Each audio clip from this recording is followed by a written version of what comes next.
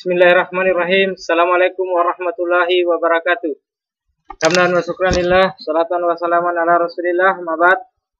Anak-anakku sekalian, alhamdulillah, sehenti-hentinya kita bersyukur kehadirat Allah subhanahu wa ta'ala, karena atas berkat rahmat, taufik, dan hidayahnya, sehingga kita masih sempat bertemu, walaupun dalam keadaan daring, karena kondisi pandemi COVID-19. Dan tak lupa juga kita kirimkan salawat serta salam kepada junjungan kita Nabiullah Muhammad Sallallahu Alaihi Wasallam, Nabi yang telah mengantarkan kita dari alam yang gelap gulita ke alam yang terang benderang. Anak-anakku sekalian, bagaimana kabarnya? Semoga anak-anakku sekalian dalam keadaan sehat walafiat bersama dengan keluarga yang ada di rumah.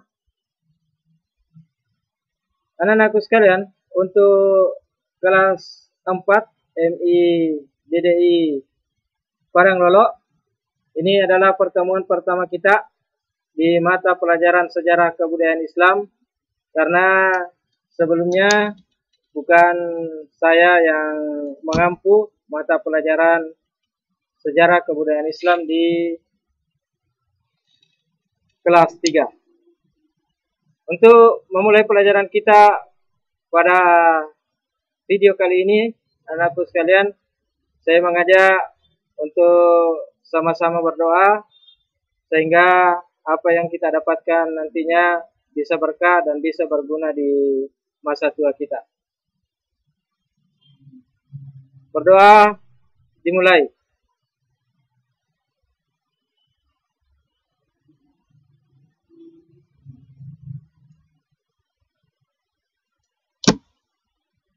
Selesai, anakku sekalian.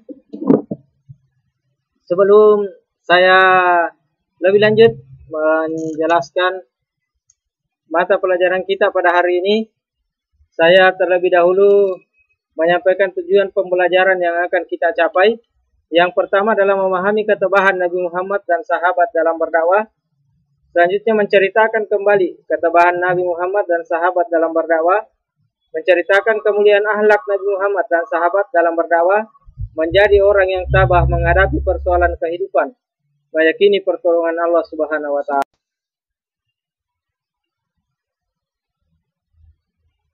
Ketika berusia 40 tahun, Nabi Muhammad kemudian dilantik menjadi Rasul. Ini ditandai dengan turunnya surah Al-Alaq ayat 1-5. Selanjutnya, turun perintah dakwah kepada beliau. Ini ada pada surah Al-Mudatsir ayat 1-7. A'udzubillahi minasyaitonirrajim. Bismillahirrahmanirrahim. Ya ayyuhal mudatsir, qum fa'anzir, wa rabbakal fakabbir, wa thiyabaka fatahhir, war rujza fahbur, wa la tamnun tastakbir, wa li rabbikal fasbir.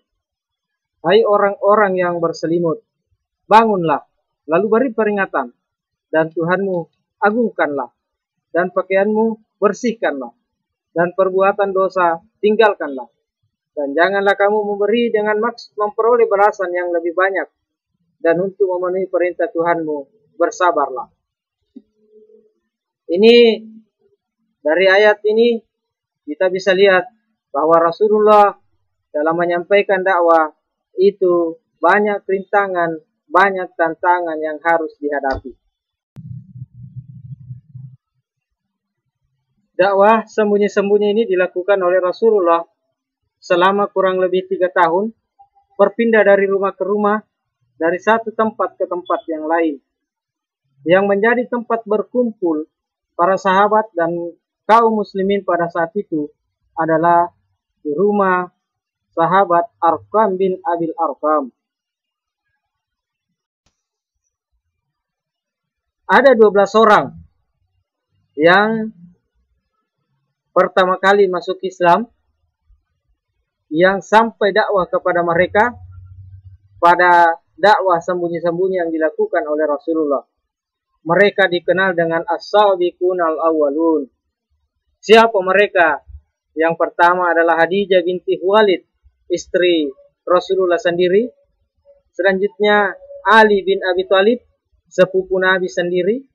Abu Bakar As-Siddiq, sahabat Nabi, Ummu Aiman, pengasuh Nabi, Utsman bin Affan, sahabat Abu Bakar, Abdurrahman bin Auf, sahabat, Zubair bin Awam, sahabat Abu Bakar, Sa'ad bin Abu Waqqas, Thaha bin Ubaidillah, Abu Ubaidah bin Jarrah, Arkam bin Abil Arkam, Zaid bin Harisah.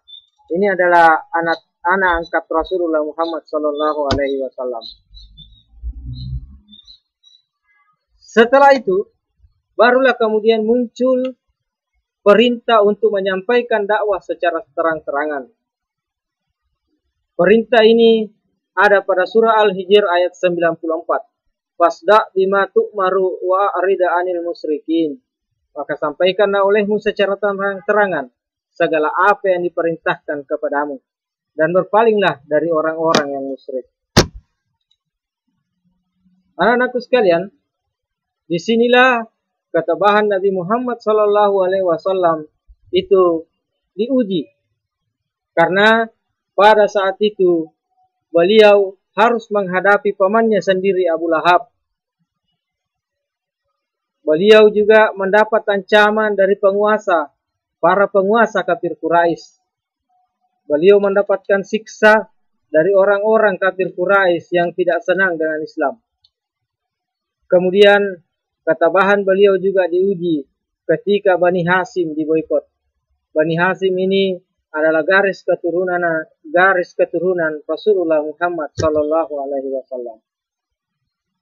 Nah, anak-anakku sekalian, bukan hanya Rasulullah yang mendapatkan cobaan, bukan hanya Rasulullah yang harus mendapatkan ketabahan, tetapi begitu orang-orang yang ada di sampingnya juga harus ikut dengan itu, harus ikut merasakan hal itu. Oleh karenanya, anak-anakku sekalian, yang terakhir yang saya mau bahas adalah ketabahan para sahabat yang mendampingi Rasulullah dalam berdakwah. Ketabahan Khadijah binti Khuwailid, istri Rasulullah, ketabahan Abu Bakar As-Siddiq sebagai sahabat terdekat Rasulullah, ketabahan keluarga Sumayyah, ketabahan Arkam bin Abil Arkam yang notabene rumahnya selalu menjadi tempat berkumpul orang-orang Islam pada saat itu, dan ketabahan Bilal bin Rabah sebagai orang yang dipercayakan kepada Rasulullah untuk memanggil orang Islam sholat. Nah, anak-anakku sekalian, terakhir sebelum saya tutup, saya mau memberikan tugas.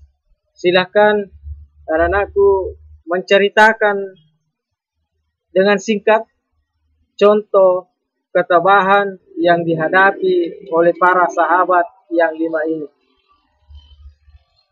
Tetapi hanya memilih salah satu. Apakah Khadijah, Abu Bakar, keluarga Sumayyah, Arkam bin Abil Arkam, atau Bilal bin Rabah. Itu boleh dikerjakan ditulis, maksud saya ditulis di buku tugas, kemudian nanti tugasnya difoto, lalu kemudian foto bersama dengan tugasnya kita tunggu di grup WA. Anak-anakku sekalian, untuk video kali ini cukup dulu dari saya. Insya Allah kita akan lanjutkan di video-video berikutnya. Saya atas nama Lukman Hakim mengucapkan banyak terima kasih, dan saya memohon maaf dengan kekurangan-kekurangan yang ada. Sekali lagi, saya memohon maaf anak-anakku sekalian, dan saya meminta tetap like and subscribe seluruh video-video yang ada. Terima kasih. Assalamualaikum warahmatullahi wabarakatuh.